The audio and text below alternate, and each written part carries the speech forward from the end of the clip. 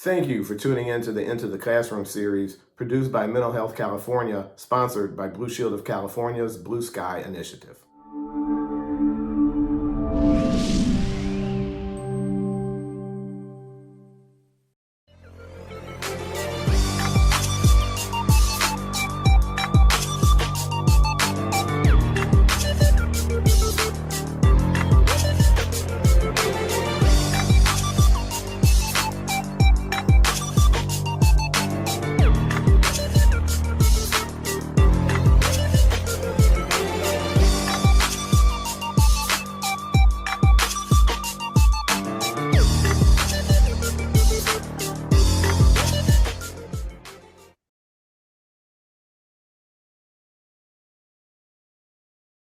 Good evening, everyone. Happy New Year. Welcome to the pod at 7. And again, I would say Happy New Year as well. My name is Tex Wambui. I'll be your host tonight. And before we get started, I just want to thank Mental Health California and Blue Shield, California's Blue Sky Initiative, for supporting this space and making these conversations possible. I also want to thank our peer leaders, clinicians, youth mentors, producers, and most importantly, each one of you showing up tonight. A few quick reminders, though, as we settle in. This is a safe and respectful space. We ask that everyone keeps the chat respectful, avoids harmful language, and honors that every experience shared here matters. There's no shame or stigma in this room.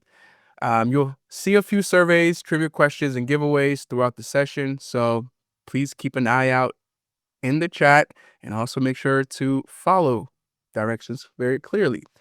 And also, very importantly, is the sign-in form will be shared at the end of the webinar and will close at 8:30 p.m. sharp. So please don't miss that.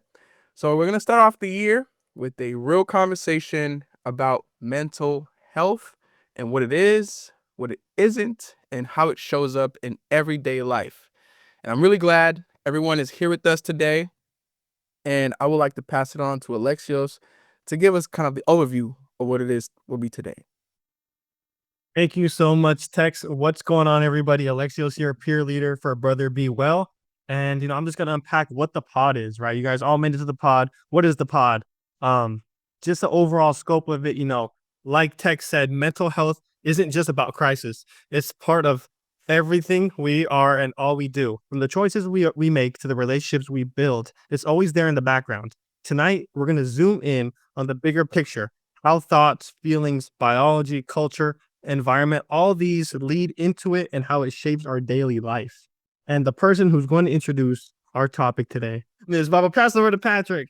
That's the Patrick. Thank you, Alexio. Hi, everyone. I'm Patrick Ma, and I am a clinical advisor here at Brother Be Well, and I'm excited to introduce today's topic to you guys. The way that I looked at it, mental health is very much a foundation, just like you have a foundation in your house.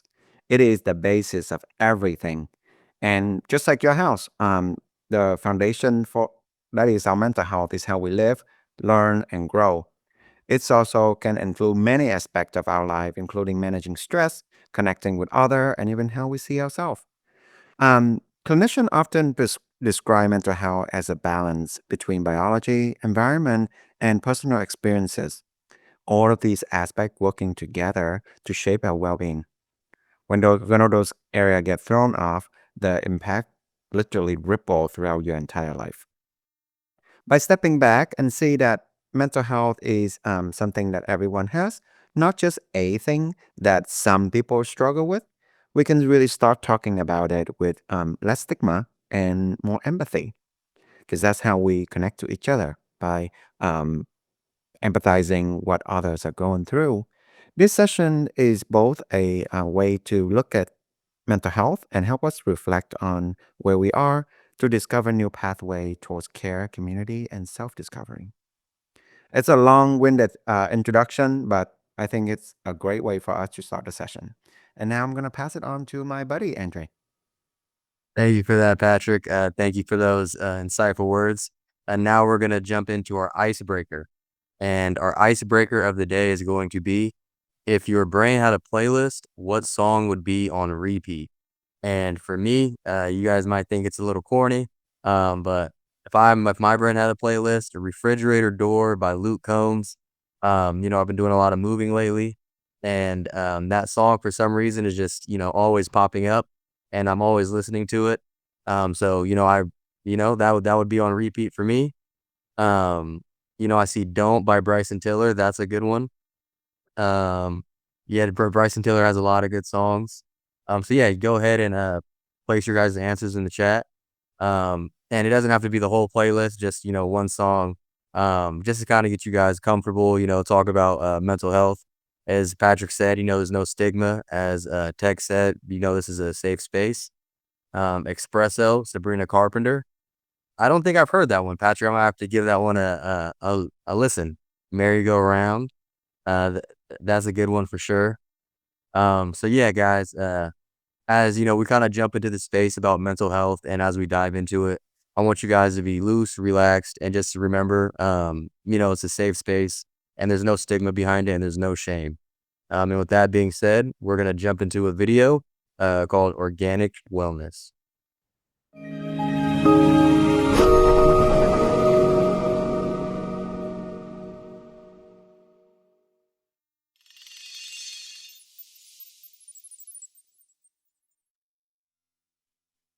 Hi there. Welcome back. My name is Patrick Ma, and I'm a clinical advisor for Brother Be Well. Today, we will discuss organic wellness for boys and men of color. Let me ask you, what does wellness mean?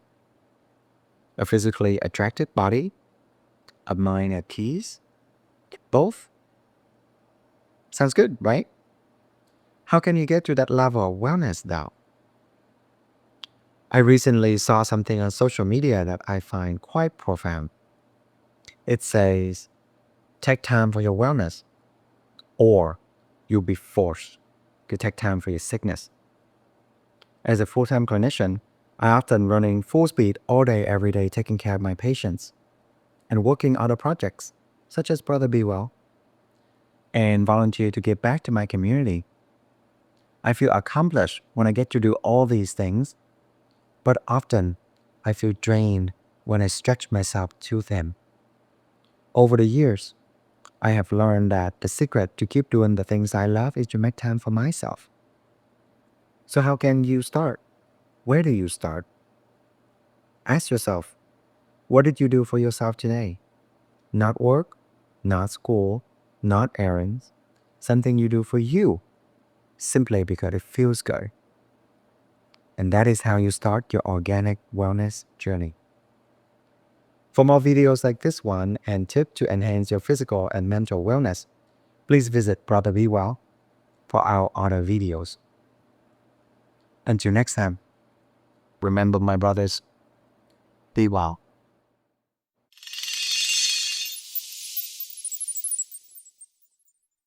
Yeah, man, I appreciate the video. Patrick's always got some insight. And before we dive into anything like really deep, I just want to check in with you all, like for real. When people hear the term or the phrase mental health, it often means a lot of different meanings depending upon what's going on in their lives. And there's no wrong or right answer. It's not a test here, okay? But I just want to launch a quick poll. Right now, we're going to do a poll, and I want you all to answer honestly based on how you feel and based on how you understand mental health today in this very moment. Not what you think it's supposed to mean or anything like that, but just, what you think mental health is. So right now, go ahead, click on the link that's in the chat. We're going to take a moment, and I want you guys to just kind of read through the options, pick the one that you feel is the best fit. If more than one feels true to you, then choose the one that's the closest. So go ahead and take the time to do that. I'll give you guys a second. And wow, I'm seeing a couple people. Okay, there we go. A couple people have started to respond. And the responses, or I should say the options, say my ability to manage stress and emotions. Mental health means how I think about myself and my life. Mental health means a mix of mental illness and emotional well-being. Mental health means something I'm still figuring out. or mental health means. Honestly, it feels overwhelming or confusing. A large, over half of you all said that mental health means to you right now, it's your ability to manage stress and emotions. I'm going to give it another second because it looks like that is all of the respondents. Thank you all for participating. We also coming up in 30% as second, a mix of mental illness and emotional well-being. And, as we look at that, I appreciate you all, just for being honest. And what I'm seeing here tells me that we're not alone with what we're feeling and how we're understanding mental health. And that's exactly why we want to have conversations like this, because they matter so much. So I'm going to pass it over to Tex to continue the conversation. Thank you so much, Coach Crump. All right, it's trivia time. And quick reminder before the question drops, please wait until the question appears in the chat, actually, before responding. And also put your answers directly in the meeting group chat, not in private messages. So you get one guess only, so choose carefully. First correct answer wins a $25 gift card. So good luck. And let's see who's quick tonight. In the chat, the question is, which movie became the highest grossing film globally in 2022? Wow, that feels like it was so long ago, but it's pretty recent. And we have some answers coming in. Okay, keep dropping the answers in the chat. Good luck to everybody. Okay, we got some more answers. We got some more answers coming in. Nice. Which movie became... I actually I can't think that one. And I love movies a lot, actually. We will be having a winner soon. So keep dropping those answers in the chat. Keep dropping them in. Awesome. We have a winner.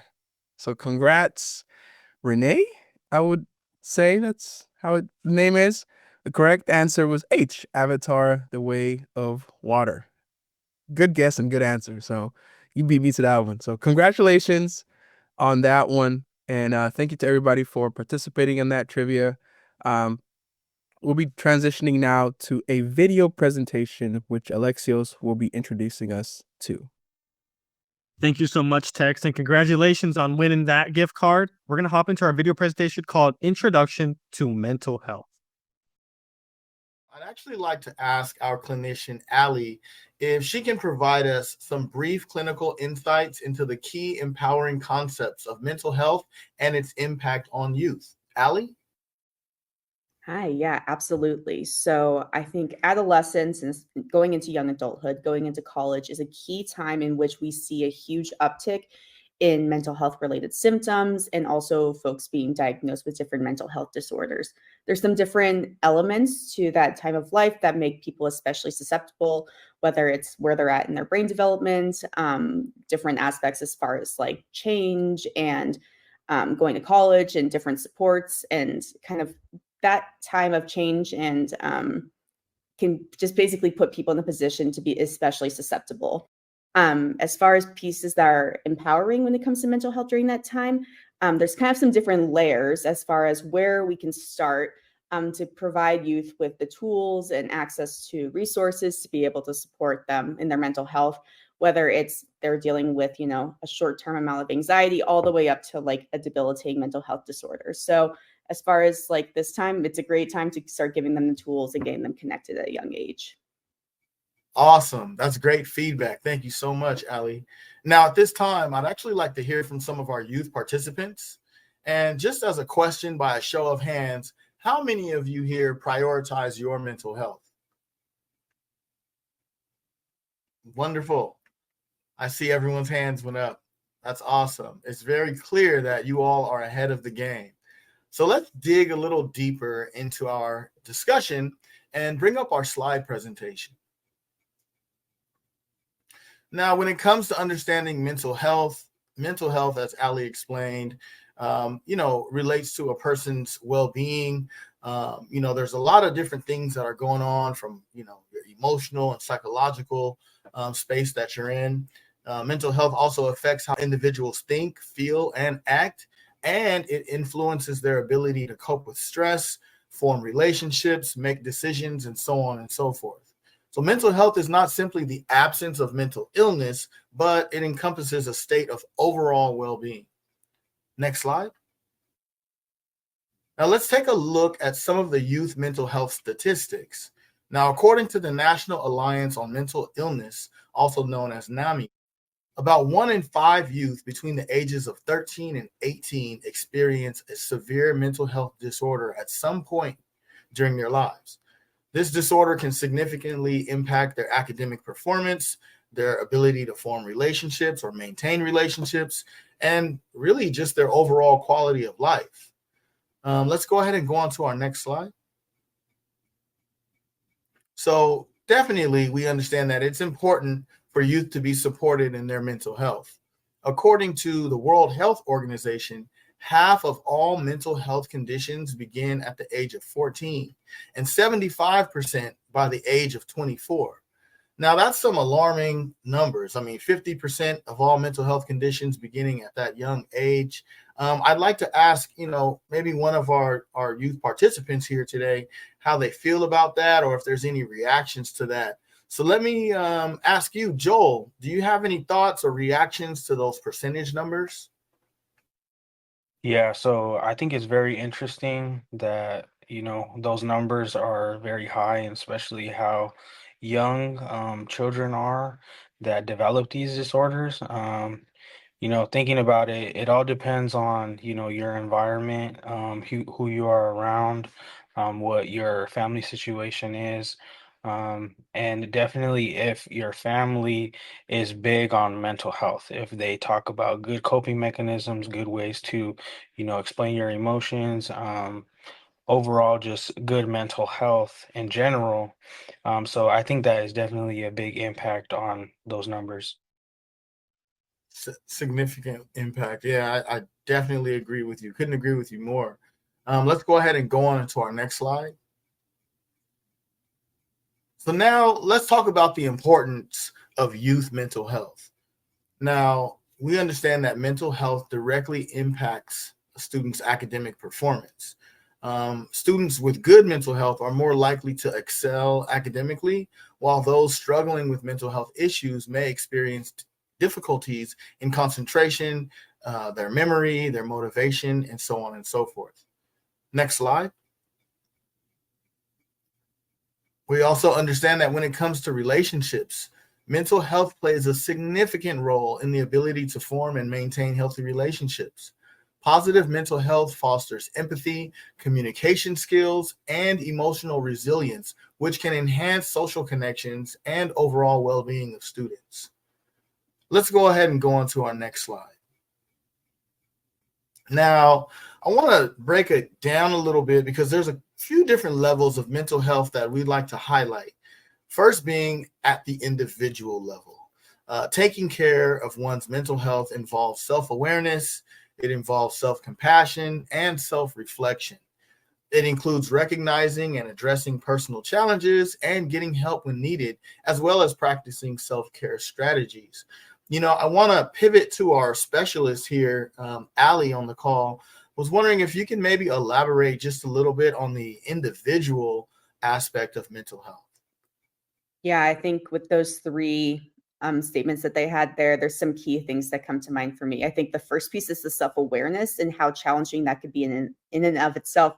When you ask, like, do you take care of your mental health? I kind of hesitated to raise my hand for a second there because truly, I think the awareness piece of being like, wait, but am I taking these things seriously to take care of myself, to be aware of what's challenging? Or am I like white knuckling my way through things? And sometimes, there's seasons of life that we do that better than others, right? That we have more willingness to be aware of like, oh, these are the areas of my life I really need to like look out for myself. And sometimes in life, we are really not great at that, especially when mental health is amping up and those symptoms are really strong. I think the self-compassion piece is one of the greatest challenges for most people who are especially dealing with a mental health disorder. For whatever reason, I think especially with like really high performing or more perfectionistic style folks, being self-critical, negative self-talk, and being hard on ourselves can be feel very like active or being proactive of like, oh, I need to like beat myself up to do better. And it's such a slippery slope for that reason of like, oh, I'm doing this to try to be better. And that goes hand in hand with that self-reflection piece, excuse me, as far as, and how am I looking into like what areas of my life do I need to adjust? What areas of my relationships or maybe I'm not presenting in the way or interacting in the way that I want to be. Or on the flip side of like, and how am I maybe being more of a doormat or like maybe doing things in which I'm allowing people to treat me a certain type of way that I wouldn't want anyone else to be treated. So that's kind of the three things and some key things that come to mind with those concepts. Wow, no, thanks for that feedback. That's very powerful. And I really appreciate the honesty, right? Have to question yourself there. Am I really truly prioritizing it? That's great. Let's go ahead and move on to our next slide. So looking at the next level of mental health, we see that this is the family level. Now, we know the family level plays a crucial role in supporting mental health. And I'd like to take the time to ask one of our youth participants to share thoughts with us on, some ways that family might play a role in supporting mental health for students. And I'd like to ask you, Lucy, can you share with us your thoughts? I think that family can have a big impact on a student's mental health, especially since, we spend a lot of time at school. We spend 6 hours a day at school, but we also spend a lot of time at home. And families have a lot of impact on whether, like, people talk about home life a lot. And home life is a big contributor to whether someone is doing well in school or not. So that was quite a educational segment there. For those of you who know me, I'm a very bubbly guy. I have a very fun, outgoing personality. For people who are my acquaintances, there are a lot of times who see me as this strong, confident, just happy-go-lucky guy. And I'm the most hilarious guy that they ever known. But my friends would know that I am living with depressions, and every day sometimes can be a struggle. Depends on the day, depends on what's going on in my life, and then whether I'm taking care of myself and having that piece of self-awareness about my own mental health and what I'm doing to take care of it. But that's just it. Why do we do these things? Why do we hide our struggles, sometimes behind humor, and look strong to the outside world? Because we're afraid of being judged. That's a feeling that I get personally. So, being strong doesn't mean that everything is fine, though. Pretending has its price because you are not taking care of yourself and addressing the concern that is bothering you. So, who do you pretend when you're not okay? We want to hear from you. And if the audience can raise their hand, we'd love to hear from you. Who do you pretend to be when you're not okay? I know for me, it's this strong, hilarious guy who just the social butterfly of the group, and no one else know what's going on with me unless they my really good friends. They can kind of see what's going on there. We'd love to hear from you guys. Can some of you raise your hand? And I would love to call on you. Hey, Patrick, while they're maybe coming off mute, I was just thinking just to myself as we're having this conversation. I want to highlight what Ariana said, always laughing and trying to help everyone. I've found that a lot of times myself, that is something that I do. Whereas sometimes when my mental health is not in the best place, I'll always try to make other people laugh, or I'll always try to find laughter because that is what kind of fills me up and makes me feel better. And I also like to try to help people because I feel like by helping others, it just makes me feel better. But, for some reason, I don't know, it's one of those things where, and maybe Christian or Dr. Rimti or others might be able to kind of, chime in on this piece, but I feel like in those moments, those are things that help me feel better. And I've noticed that there have been other people who have been like comedians who are like some of the funniest people, the most hilarious people. but they're struggling so hard with their own mental health and on their own mental wellness journey. So I just wanted to lift that up because that's a really profound thing that Ariana pointed out. So I just thought I would lift that up. Thank you. Feel free to share, buddy. I was gonna say I really agree with Coach, and they said it really well. And I agree with everything that they said because, like, when you're feeling that way, I feel like trying to find laughter and helping other people makes you feel a little bit better. I think it's important to be in the community when we having feeling down and not feeling like ourselves. Because I heard something before that I found really helpful. Joy is multiply when share, but sorrow is half when it is shared with others. So the sense of community is important because that's how we lift one another up and support each other through hard time. Thank you, Coach Gordon, for sharing. Dr. Rimti, do you want to touch on the part about pretending and why do we do that? Is it because of the stigma and discrimination that associate with it? I know in my culture, like a man is never to share their emotion. It's always being strong, being resilient because you are the glue for the family and you are the provider. Do you see that a lot in other cultures and whether you have experienced it yourself? Yeah, I think what you said in cultures across the world, we see that, with men especially, and in general, just the stigma we associate with mental health is so bad in a sense that, it doesn't let people express themselves.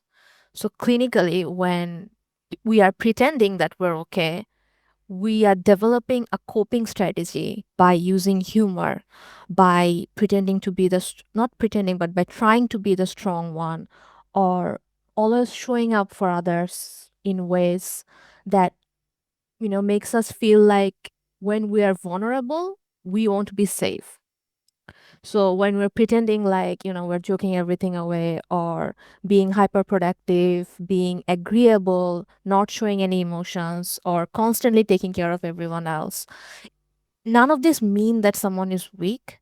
It just means that, over time, through the stigma, through the biases, people learned that their emotions weren't welcome. That if they showed that they were struggling, that would be met with judgment, that would be met with consequences. But that's also coming with a cost. That pretending comes with a cost because we are not able to express our struggle. And when you're holding everything in, it's leading to emotional exhaustion, disconnection from others, and it leads to even physical symptoms like headaches, tensions, burnout. So the longer you're performing a version of yourself, the harder it becomes to know what you actually need. Yeah, I can agree more. I think sometimes when we pretend to be something for so long, we forgot like who we truly are.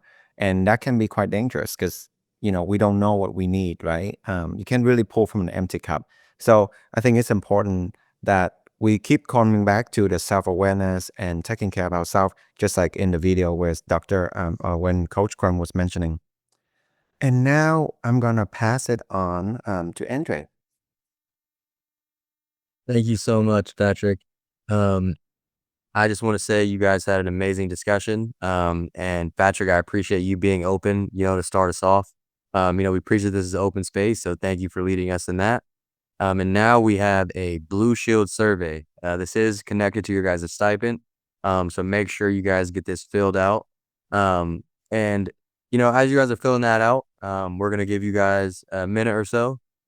I just want you guys to remember, Patrick said when he's, struggling or when he's going through something, he's the funniest guy in the room. He's the loudest guy in the room. He's super joyful. Just because, you have friends that always seem happy and they never seem like they can ever get sad. That is not the case. You heard Patrick, you heard his testimony. And for me, I know I have a friend. His name is Ian. He's super loud. He's super funny. He's always, getting everyone around him, super happy.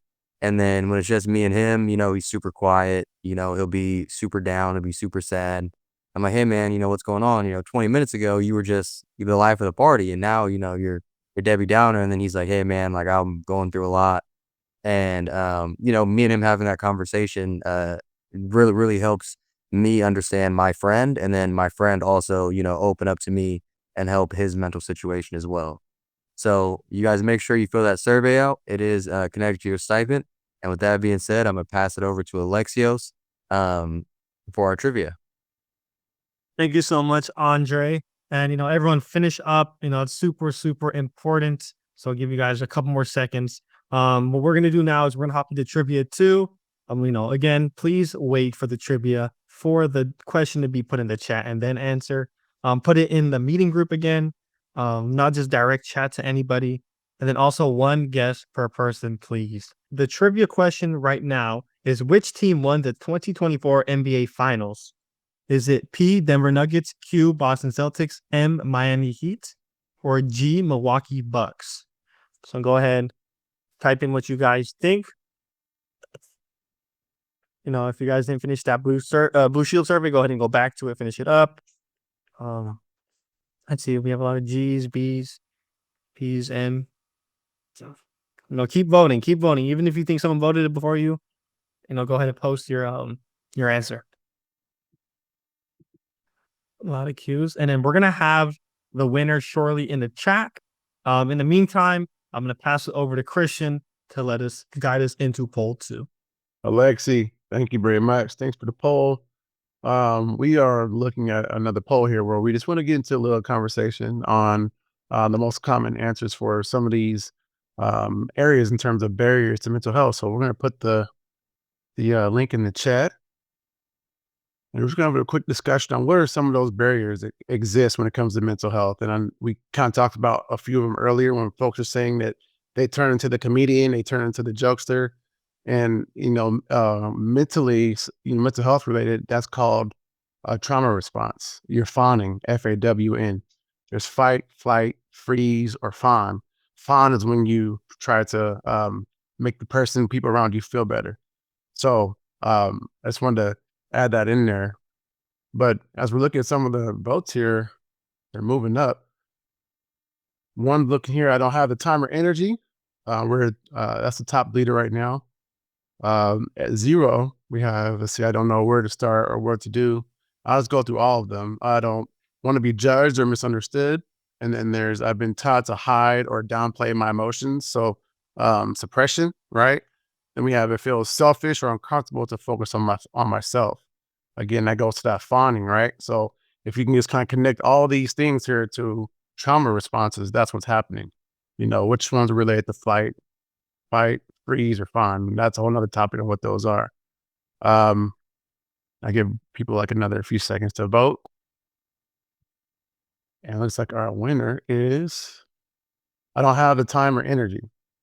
That's the leading answer right now. So I don't have the time and energy. So time is one of the main issues, right? And when we talk about time and energy, I like to compare this, right? I like to say, do we make time? How hard is it? Or do we make time to go to the doctor, right? We find time to go to our doctor's appointments, right? And if you see mental health kind of similar is an appointment, that helps you kind of center yourself around time, right? And energy. So I don't feel like going to the gym.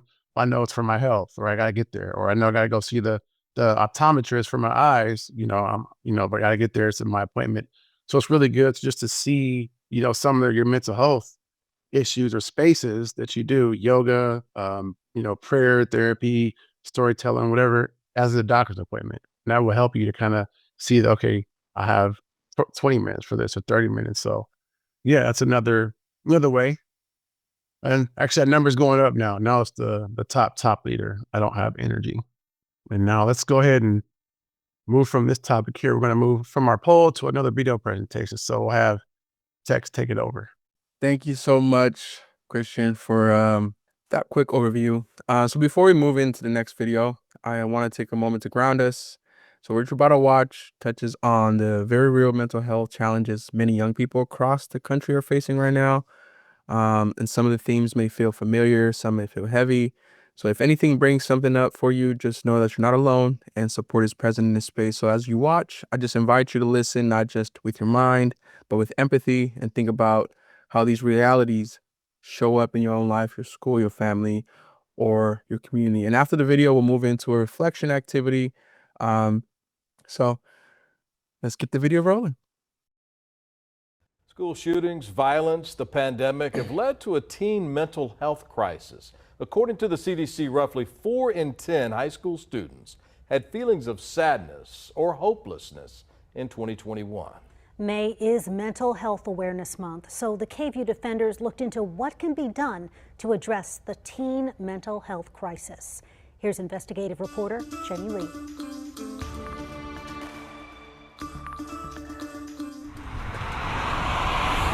Behind the walls of Huddle High School roam thousands of teenagers. Genesis Gonzalez is one of them. It's going all right. The junior is back to enjoying school in person. Having the time of your life. Belting out songs with her choir class. Watch that scene, digging the dancing queen. That wasn't always the case. It was just hard just being alone. Genesis spent part of 8th grade and her entire 9th grade year learning virtually from home because of the pandemic. That took a toll. I didn't really have as many friends, so just seeing people's faces on a screen didn't help with that social interaction. Social media made things worse. I personally struggled with body image for a while, especially with the rise of social media. I think that was really hard, seeing what I thought society expected from girls, and I wasn't that. Genesis says she withdrew. I was really sad. And struggled with her mental health.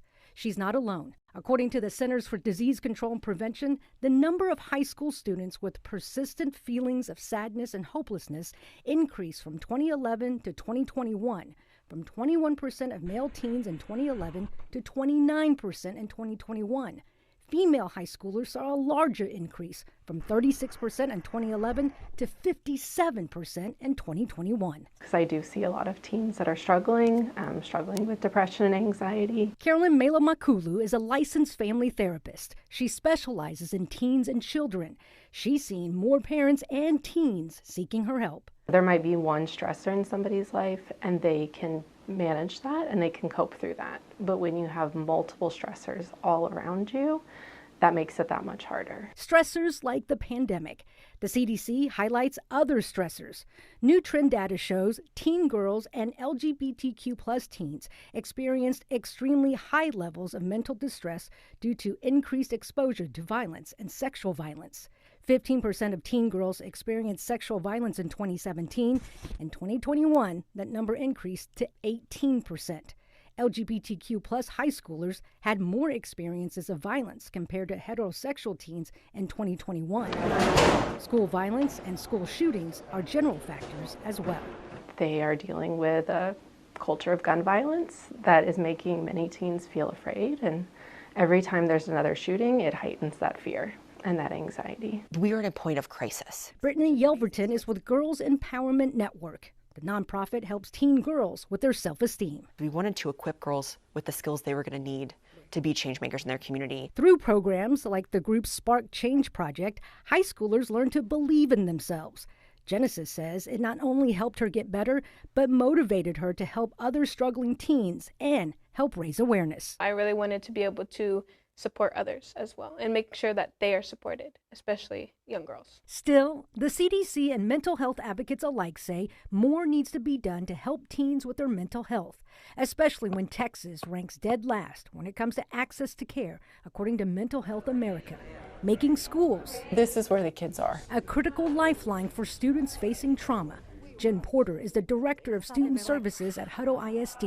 She says that's why providing faster and easier mental health care for students and staff is a priority. And so if we can provide quality behavioral health services within the school district, it really just benefits the kids and their parents socially and emotionally, but of course that impacts them academically too. For parents and guardians, experts say there's a right approach when talking to teens about their mental health. I think if you go looking for like what's wrong, what can we fix, then you're sometimes going to miss what's actually going on, because sometimes mental health issues don't have a specific cause. Mental health experts say to keep questions open-ended.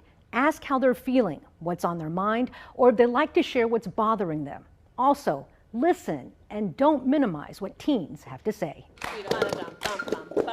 Now with more confidence, Genesis has a message. I want girls to know that they're not alone. And don't be afraid to get help. Don't stay quiet. Come on, let's go. She won't, as she continues advocating for mental health resources. We need people to support us. To look at America's youth and the challenges of their mental health. The Surgeon General sensitive to the issues they're facing, making it a priority to help. This morning, disturbing statistics showing a rising suicide rate. In a decade prior to the pandemic, there was a 57% increase in the suicide rate among young people. And today, nearly half of high school students are telling us that they feel persistently sad or hopeless. The largest increase among males ages 15 to 24, an 8% increase from 2021 to 2022. But overall, the highest increase seen in youth ages 10 to 24 and Black children, nearly 37% higher than the year before. The mental health epidemic hitting college campuses like North Carolina State, where 7 students have died from apparent suicides this year, to small communities like DeKalb, Illinois, where Nevaeh Mitchell was a cheerleader and active in her community. She was my goofball. She was always cracking jokes, making people smile. But she struggled with her mental health. Did you have a sense that Nevaeh was struggling more than she had been? No, her father and I thought everything was fine. Looking back, and I've thought back a million times, as you can probably believe, but I can honestly say no. In 2021, 22% of high school students reported seriously considering attempting suicide. 18% of high school students made a suicide plan during the past year. 10% of high school students attempted suicide 1 or more times, with 3% resulting in injury. We've also seen that LGBTQ youth have also been suffering with rates of self-harm and suicide. The Surgeon General says research shows it takes an average of 11 years from when a child first has symptoms to when they actually get care. If you have any inkling that your child is struggling, do not wait. Do not be embarrassed. Do not think that you can fix it yourself. There are resources and people that can help you. Have those conversations. As a parent, sometimes it's not your job to fix it, but to get someone who can, and that's okay. And so, of course, May is Mental Health Awareness Month, and it's not just youth, it is everyone, every demographic, so many people across this country struggling. So it is important to know there are resources there. Get the help if you need it. If you or someone you know is struggling with thoughts of suicide, call or text the National Lifeline. They have made it so easy. 3 numbers, 988. Yeah, the numbers are just so staggering. They are. It's really a matter of like diagnosis, identifying it, and providing the resources to people who need it. I'm so glad you did this story because we need to be talking about this. That's the thing, to break the stigma. We've got to talk about it. So here we are, 988. And now we'll be transitioning into a Google Doc Jam that will have Patrick and Dr. Rimty lead us on. Thank you, Tex. Those videos are always sobering. I mean, I can't believe the statistic. And I don't know. I don't know about you guys, but looking back at high school, I can't remember things being that tough. I mean, I think I tried to forget it, but I was a closeted gay man, newly migrated to the US. I didn't speak English. Life was a struggle, but I always felt like I have help. But I think it's because I was so ingrained in the educational system, pretty much a teacher's pet, and I'm not gonna lie. But having people who care for you is so important. And I think that's what got me through. And maybe some of these students just don't feel like they have the support at the school. And I wish they know that they have so many resources at school, including Brother Be Well in the school system that they can access. So transitioning from that sad video, let's think about something a little bit more happy. Everybody like music, right? I know I do. We want you to think of 2 songs. One is when you feel really sad, really low, overwhelmed. What song do you think of? What's your go-to cry in the car song? And then the other one is when you feel empowered and strong and grounded. What's your power song? Go ahead and put that in the Google Doc Jam for me. And I want to talk to Christian a little bit about the effect of the pandemic on mental health. I think I didn't personally experience it just because I work in the healthcare setting. Yes, it is stressful, but I never stopped seeing people. Christian, what do you think like the effect that isolation has on mental health, especially on youth? Can you shed some light on that? Yeah, I think the best way to explain it is when you don't hear something, you lose the power, right? So when you're working with we work with anyone who has a disability, like for example, if they're deaf or hard of hearing, the speech is you have speech therapists to help people who are deaf because their speech may be off in terms of how it sounds to a typical ear.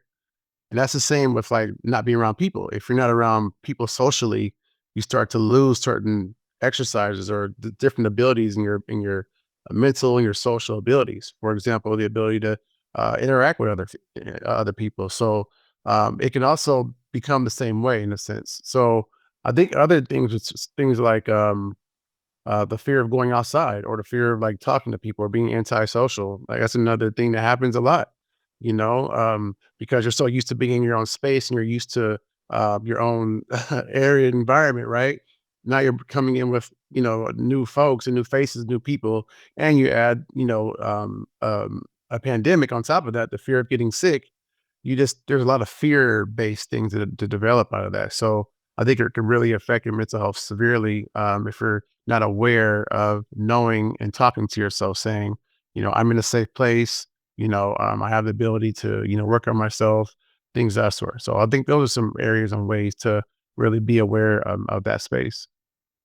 Yeah, thank you so much for sharing. And I think there's still like many, I would say like detrimental effects from the pandemic that has not been studied yet.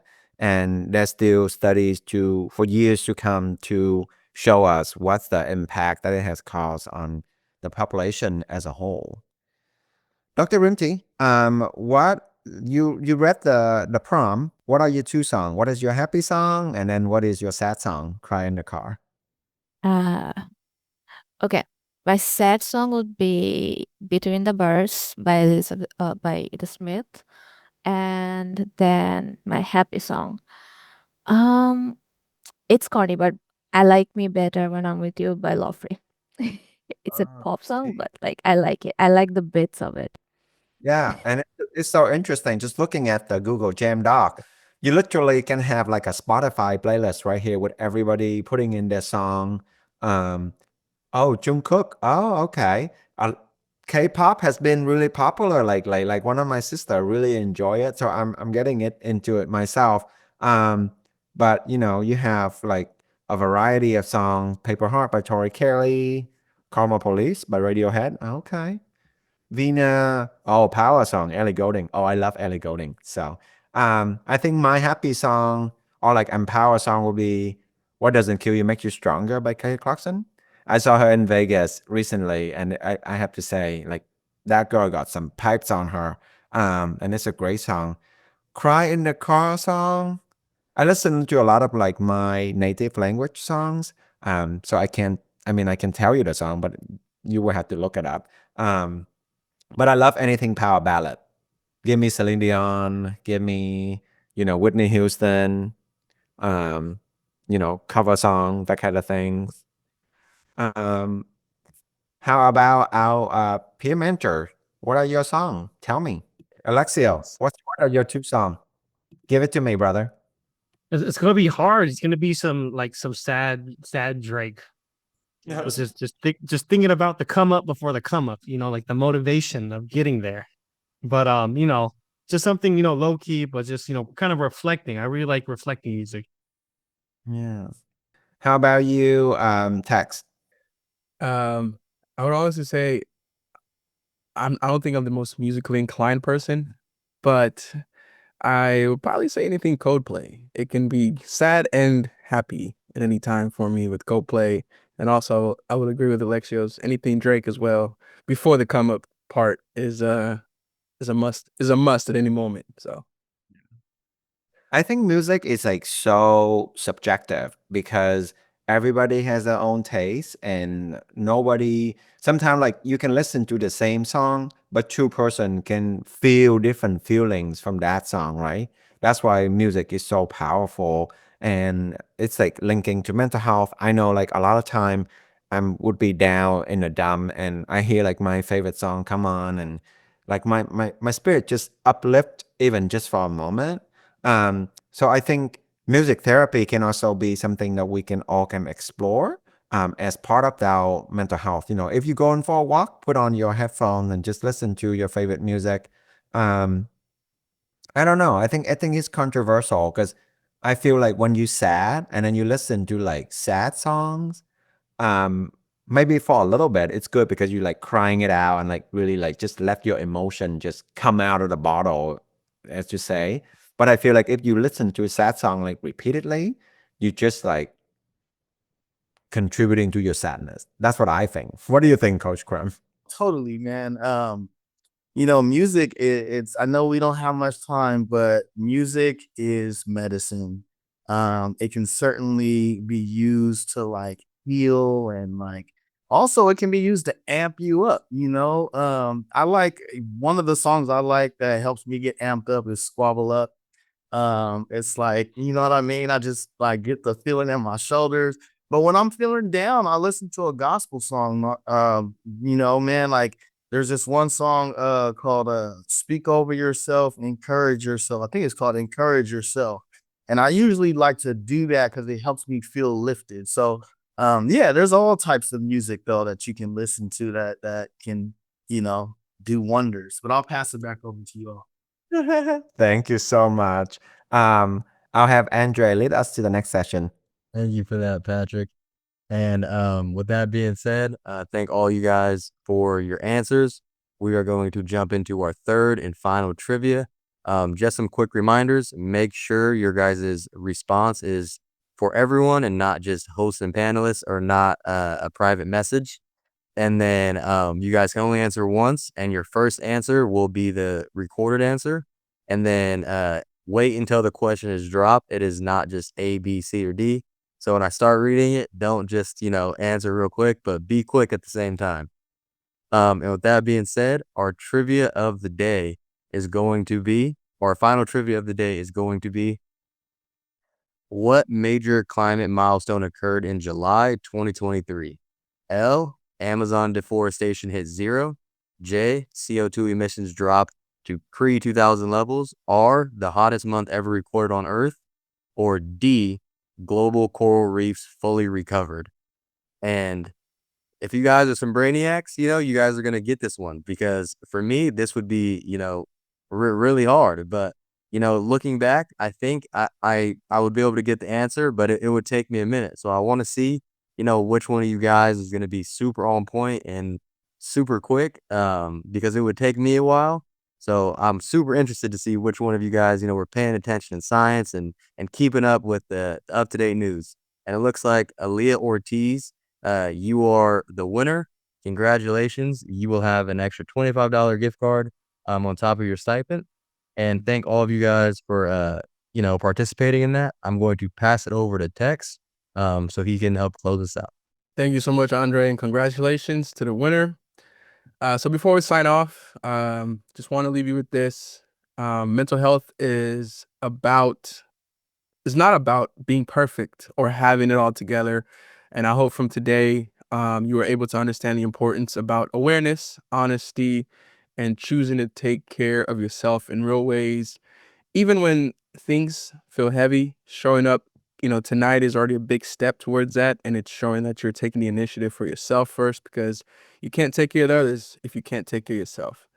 And as we move through the rest of this week, just take one small action that supports your well-being. For me, I will say that I need to ensure that I go do my Pilates and yoga, because it grounds me for my own mental health, and I haven't done it for the past 7 days. So I need to go and check in with myself on that one. So remember, just check in with yourself. Reach out to someone you trust. Give yourself space to breathe without judgment. And those small choices do matter. So please make sure, sign in, sheet will be provided in the chat. It will close today at 8:30 p.m. sharp. So be prompt and make sure you do that. Our next pod at 7 session is going to be on February 4th at 7 p.m. And the topic will be understanding trauma in high school and college students. So we hope to see you there.